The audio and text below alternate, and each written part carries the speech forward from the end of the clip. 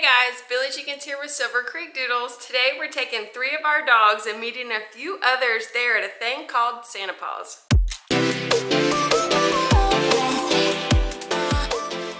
So there is a lady, it's actually Brantley and Hank's guardian home that kind of throws this thing. It's for her company, but we kind of promote it with a thing called Santa Paws, and we take our dogs there. So we'll talk about it once we get there, but we've got reindeer hats for the dogs, Santa hats, bow ties, you know, all of these things. We got a bunch of stuff. We're gonna hopefully like try to dress them up as either little elves or Santa and let families come and take pictures with them. So it's really, really cold today, like really cold, like wind chill of in like the single digits. So hopefully people will come out, but I just wanna kind of show us getting our dogs there and kind of, you know, what the setup is. So let's go ahead and we'll bring the camera along with us.